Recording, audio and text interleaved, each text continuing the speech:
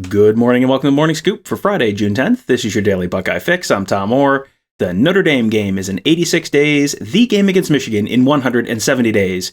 We've spent a bunch of time this week talking about Ohio State's camps and some of the players we've seen out at the Woody Hayes Athletic Center.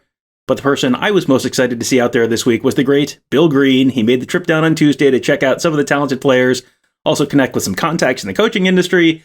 Bill is my guest this morning. Bill, what was it like to be back out there again for the first time in what feels like quite a while? Yeah, I missed the first two, and I really didn't think I was going to be able to do this. I kind of told Mark, I'm going to drive down. It's a 2-hour drive. I may get to Mansfield and need a stretcher, but, the drive down went smooth. I had ice. I took meds. I was good. And then I didn't know how long I would last at camp. I kind of thought maybe if I could get through the morning session, head for home around the lunch break, that would be pretty good. But I felt great all day and stayed the whole camp and drove the 2 hours home and can't wait to come back again. I've been coming to these camps for, 15 years or maybe longer. And to miss the first two was just a killer for me. And I thought I got to give it a try. And back held up well. And I have no reason to think it won't held up well going forward. So I think it's all systems go. That's fantastic. That's what we're looking to hear. And, I think when people hear about these camps, they think, okay, it's a chance to watch these high school players and potentially going up in like one-on-one situations against other kind of high-level competition. And that's certainly part of it. But to me, and probably to you, I'm guessing as well, one of the best parts of the camps is you're talking to coaches from all sorts of different programs at the college and even high school levels. You end up getting some really unfiltered information about any number of different subjects. And you were actually at a different camp, not at Ohio State, earlier in the month. And you got a chance to talk to some college coaches about last year's Buckeye defense, and then you had a post about that on our Ask the Insiders board. I was like, okay, I got to ask Bill about this on the show.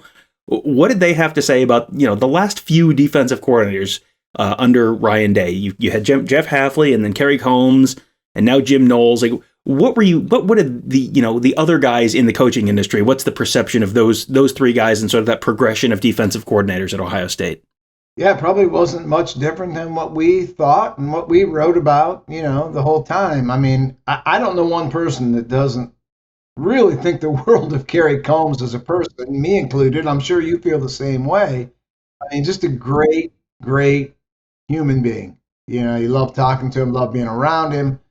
Kids do too. That's why he's such a great recruiter. I thought when he was hired, and I wrote at the time, and I think the scoop was just coming into existence about going into his first year, that I thought it was a huge gamble by Ryan Day, giving that job to somebody that had never done it before. And that's not really a criticism of Kerry Combs. It's just it's reality. He had never called a defense before, at the college level, and boy, it's hard to cut your teeth at Ohio State. So I thought it was a gamble at the time, and they kind of got away with it that first year a little bit. It was the COVID year, and there was a lot going on. They made it all the way to the championship game, but man, was that a glaring eye opener. I thought the game against Alabama, and I kind of thought that maybe Kerry would not be the D coordinator the following year, just based on that championship game and everything that we wrote, everything we thought. That's what college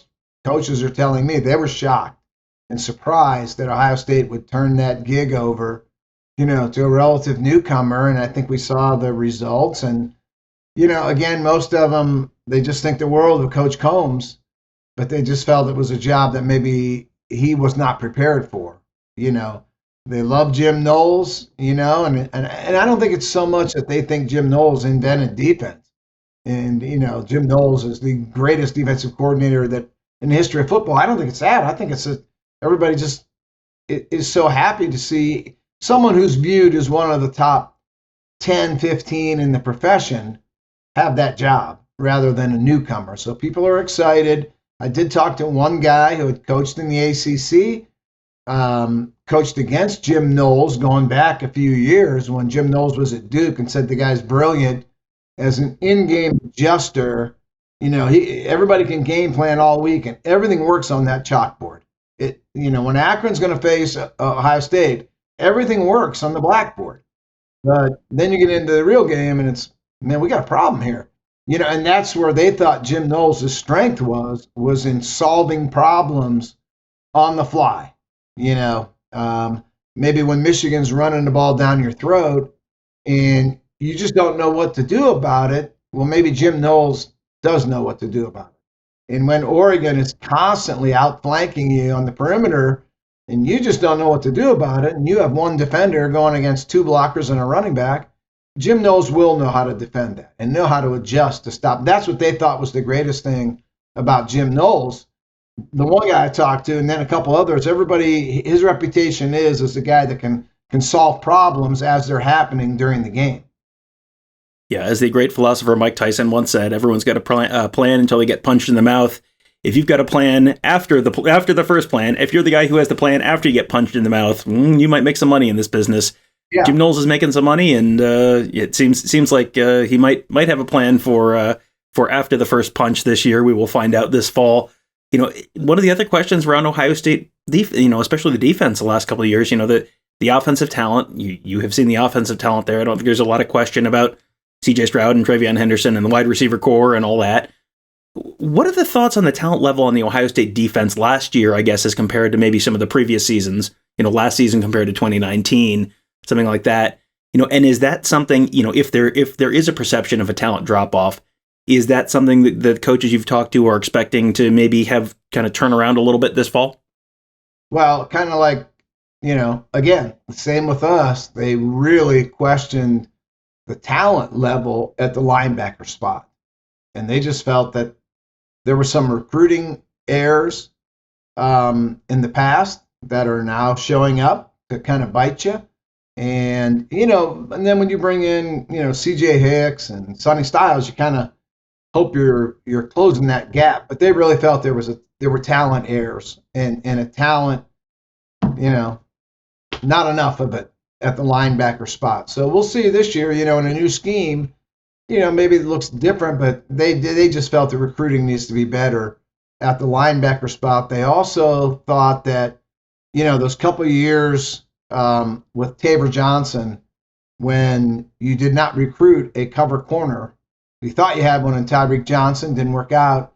So basically you went 2 years with a bunch of safeties, and then that came back to bite them too, in the talent. But they felt, Hancock and J.K. Johnson and those guys will, help get that Ohio State defensive back rotation back where it needs to be, and they didn't think Bryson Shaw was up to snuff last year. But maybe if Bryson Shaw had played in Jim Knowles' scheme, maybe he would have been. I don't know. But they just didn't see the dynamic playmakers on defense. When you roll out Chase Young and Jeffrey Okudah and guys like that, it's like, man, we got dudes on our side today.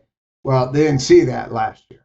So they thought, they liked the D-line, but they thought in the back seven maybe was a little lacking at Ohio State. And then they thought the coaching, the ability of the defensive coaches to adjust to what was not working, they thought that was totally lacking. So talent, we're going to find out this year whether the talent is good enough. But coaching, I think that coaching has been solved.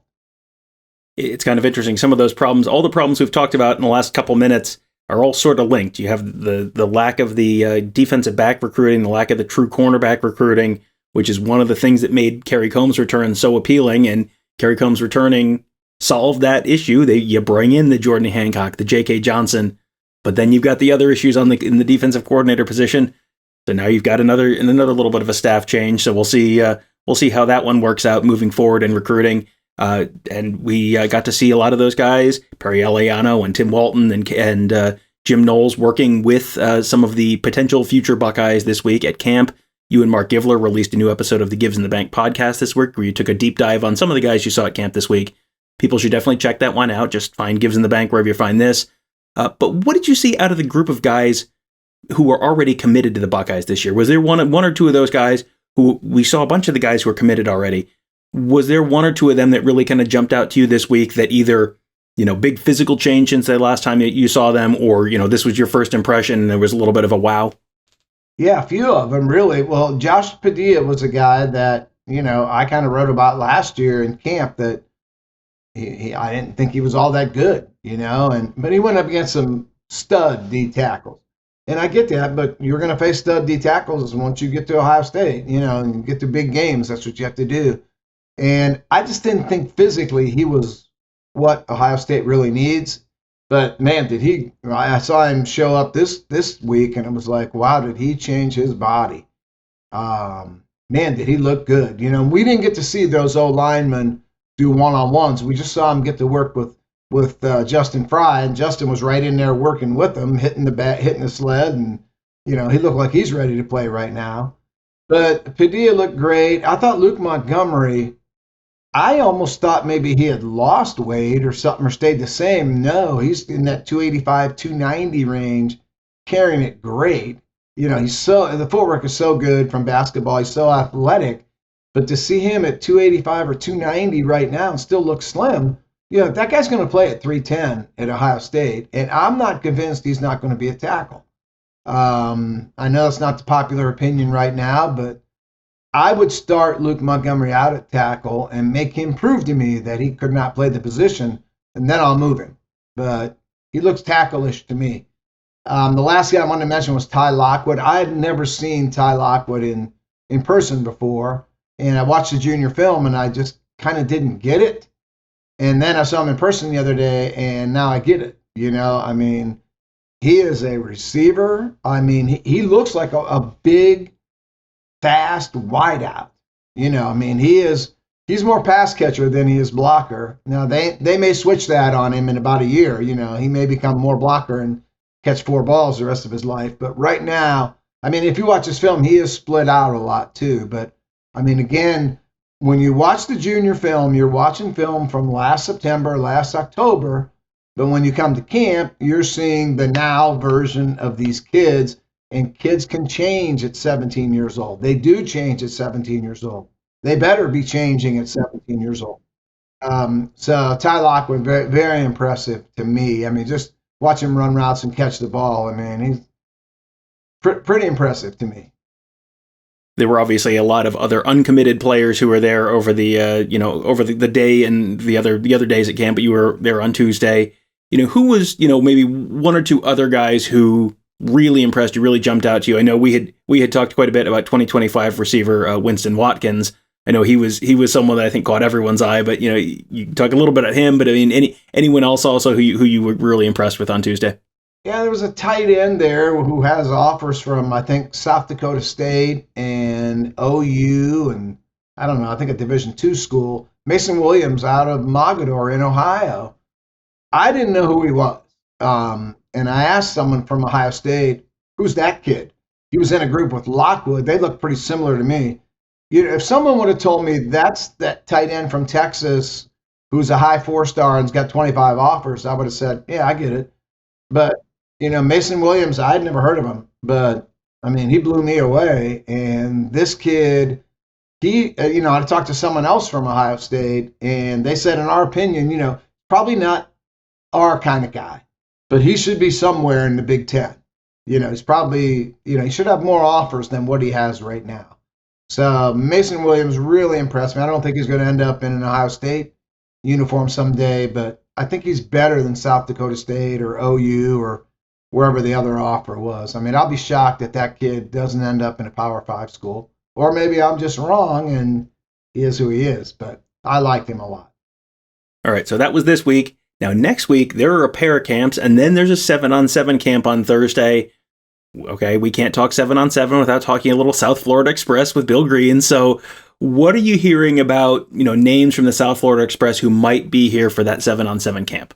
Yeah, I thought the whole crew would come, and they still may. But as of right now, I think it's just the Tate and Ennis group that's going to be coming, and that's going to be amazing enough, if those two kids are both there to watch them compete. So South Florida Express, things can change in a hurry with those guys. So, right now, I just think it's going to be those two, but, still plenty of time for flights to be arranged and things to be scheduled. So maybe that's another story for another day, Tom, but hopefully it's Tate and Ennis for sure. We'd love to see them again.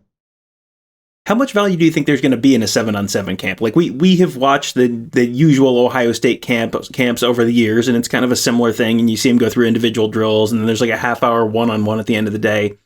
Is a 7-on-7? I mean, just a 7-on-7 setting. How much can you really glean from watching guys in that sort of setting? Yeah, I love it. I mean, because you're kind of out there naked in 7-on-7, especially the defensive backs. I mean, the rules are not set up for the DBs to do well. I mean, there's not much zone being played. I mean, you're mostly man to man. And when you're out there and you think you're a heck of a corner and you draw Brandon Ennis across from you, good luck. We're going to find out if you're a good corner or not. It really exposes the DBs, or it validates the DBs. It's like, holy, that kid's way better than I thought he was. Look at him lining up and shutting these guys down. So that's what 7-on-7 really does. It really either validates or exposes kids.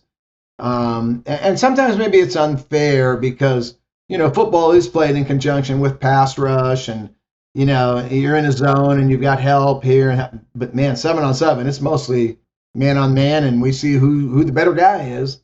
And I love it. I've loved it for years. I wish Ohio had it. And, we'll see. We'll see how it goes, but I think it's going to be amazing. And I think the film coming out of 7-on-7 is probably going to be as good a film as what we've gotten in the past, couple of years at Ohio State of just doing one-on-one. 7-on-7's better. Yeah, that should be a lot of fun. I'm really looking forward to it. Those camps are always fun. You always get a chance to see a lot of these kids up close and really, lots of reps and see them work, how they work with the coaches and all that kind of stuff. But yeah, I think 7-on-7 going to be a little different flavor to it. Really looking forward to that one. We will have coverage of all three of those camps coming up next week. That'll be Mark and Kevin, myself, Bill. Might even get Tony out there. We'll see if we can get Tony to venture out in public and hang out at the WAC a little bit. We've been telling him it's a lot of fun. So hopefully he will get him out there as well. Get the whole gang out there. I mentioned that on the board, and then Alex Gleitman said, "I got to get on a flight and get out there sometime next year." It's like, yes, you do. We do need to get you out here at some point. Yeah. It's always a lot of fun to get the whole gang back together. You get to watch a little football, even if it is not officially football. It's football adjacent enough that it's always a good time. So, and you do end up learning a lot. If you would like to end up learning a lot more about this week's camps and what Bill and Mark learned, make sure you check out that Gives in the Bank podcast episode that they dropped this week. Really, really good, informative stuff. I had Mark on the show earlier this week, Bill today. They talked even more about a lot of these guys, a bunch of different guys as well. You can find Gives in the Bank wherever you find all of our other great podcasts. Just search Buckeye Scoop, wherever you get the Morning Scoop, wherever you get Buckeye Weekly, Around the Oval, Big Me Kickoff. You can find them all. Just search Buckeye Scoop. You can subscribe right there. Leave us a 5-star rating and review as well, which will help other folks find those shows. And if you're watching on YouTube, hit that thumbs up button anytime you're watching one of our videos. That will help that magical YouTube algorithm help our videos reach more folks. So that'll do it for today. That'll do it for this week. Thank you guys all for joining us. Have a great day and have a great weekend. We will talk to you on Monday.